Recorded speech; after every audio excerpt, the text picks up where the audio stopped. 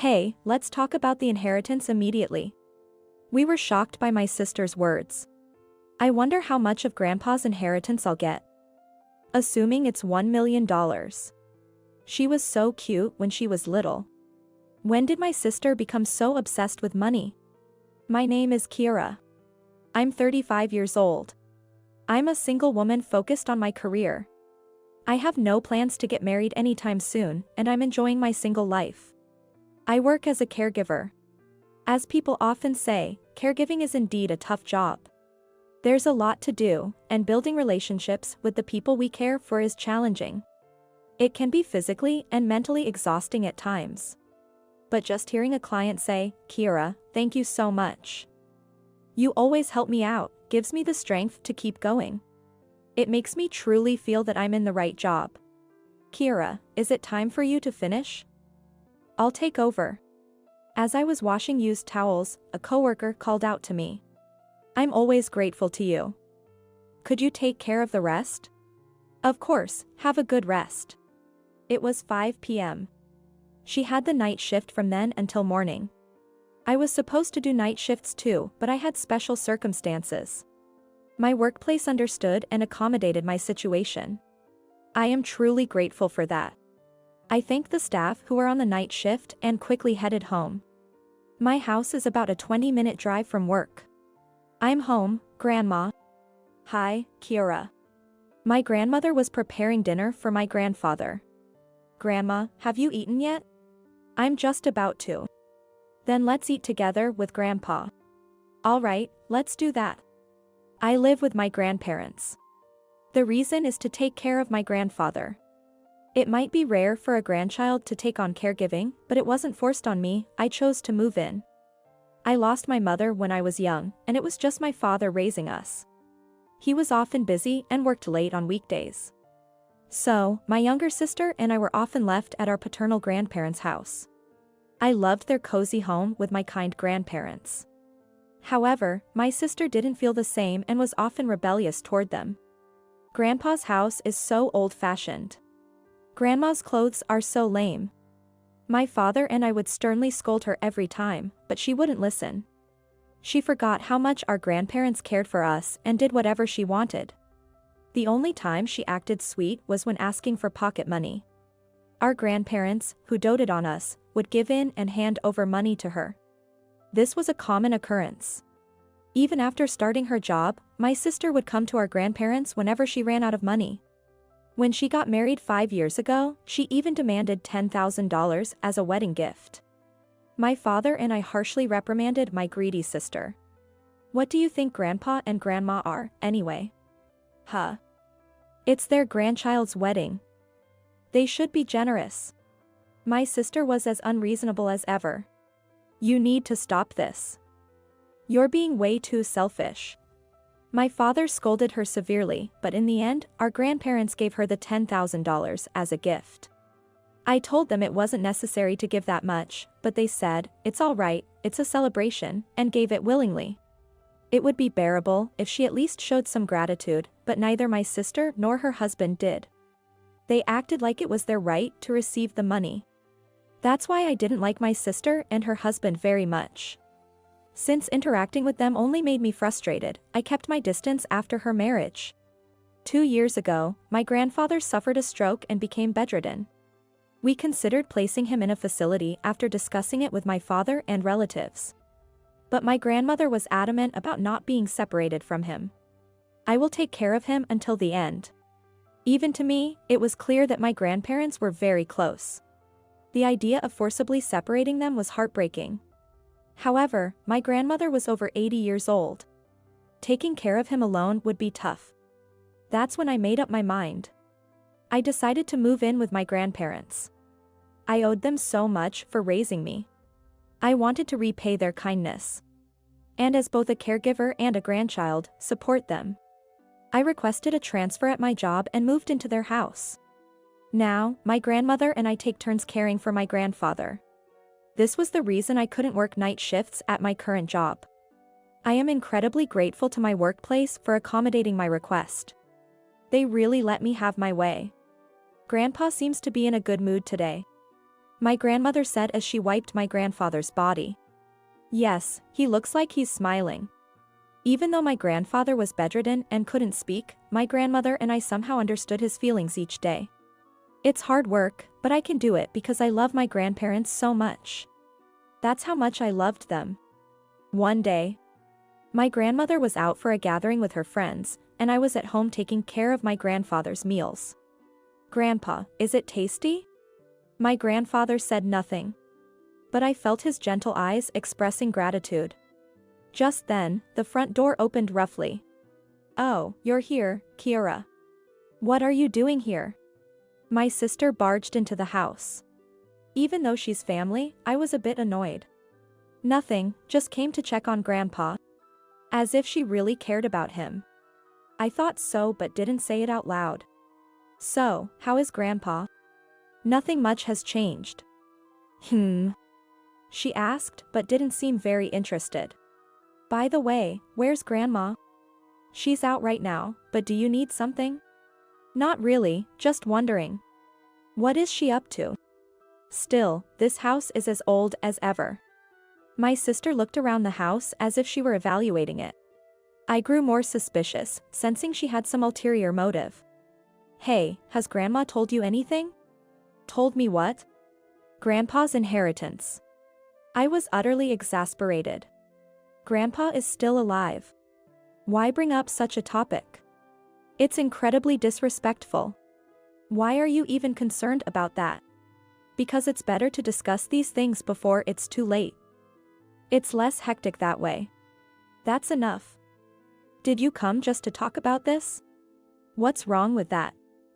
We need to discuss these things when we have time. Why do you feel the need to butt into the inheritance discussion? My sister and I started arguing right there. I knew what she was after. She just wanted money. It's really shameful, even though she's my sister. While we were arguing, Grandma came home and said, "I'm back." "Oh, you're here. Hi, Grandma. It's been a while." My sister sweet-talked her way up to Grandma. Grandma gave me a wry smile.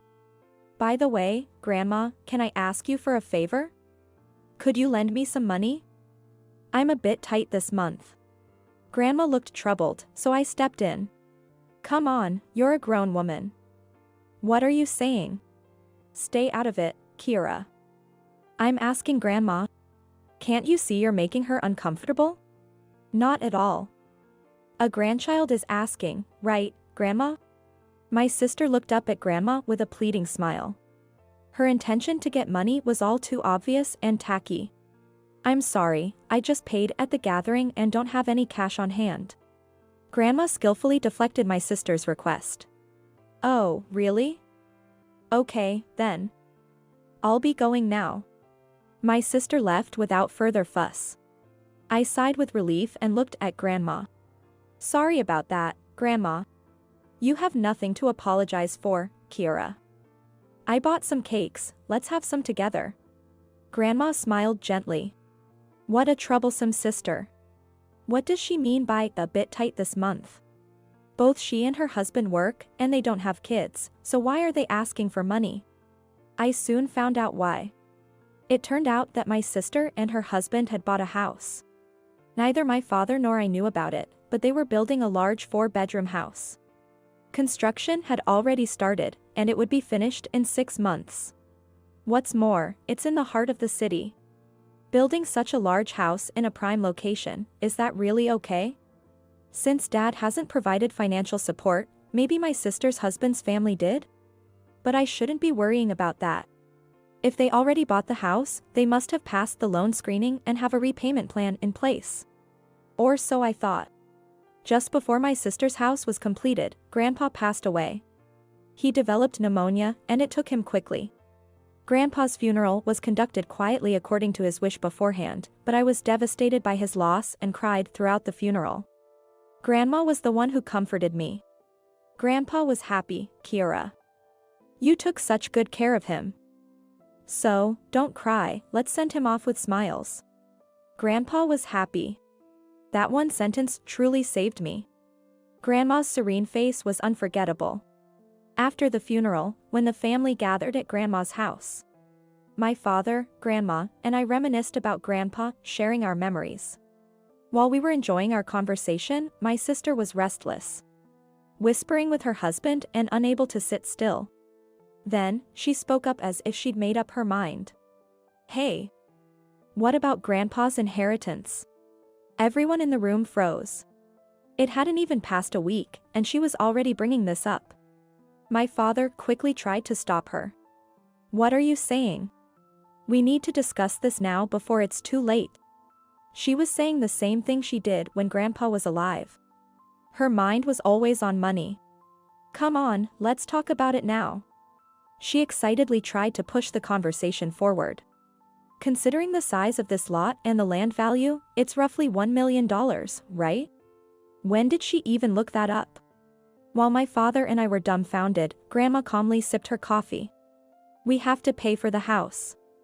When can we expect the money?" "Stop it." I tried to halt her, but my sister kept talking. "We took out a loan expecting the inheritance. We need to get what we're entitled to." Her husband nodded along. This couple really knew nothing. I revealed a crucial fact to them. Grandchildren don't have inheritance rights. "What?" My sister responded with a bewildered, foolish look. "What are you misunderstanding?" My father asked, looking at her strangely. Confused, she turned to Grandma. "What do you mean?" "Why not?"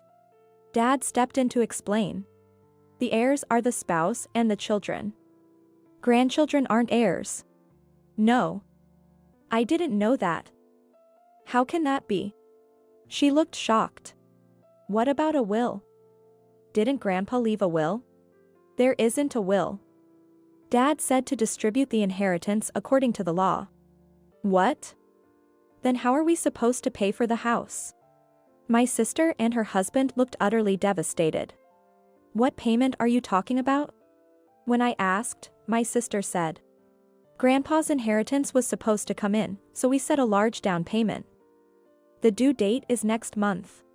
She began shouting loudly. Upon closer examination, it turned out they had stretched themselves thin with the mortgage on that house. I had assumed her husband's parents had helped, but it seemed they borrowed up to the maximum limit on their own. They planned to make a down payment of $100,000 to lighten the monthly loan burden, but their plan fell apart. "Is there really no money for me?" "Not even a little?" She asked Dad and Grandma again, but the answer remained the same. No matter how much she fussed, the law wouldn't change. "There's none." When Dad said that, my sister flew into a rage. "This is ridiculous. You spent so much of Grandpa's money yourself. It's unfair." She directed her anger at me. "Stop saying strange things. I didn't do anything like that. You're lying. You pretended to care for Grandpa just to get his money." I was stunned that my sister thought that way. I couldn't find the words to respond. I knew it was fishy. No one volunteers to care for their grandparent unless there's money involved. "You should pay for our house's down payment. You took so much from Grandpa." She said this triumphantly.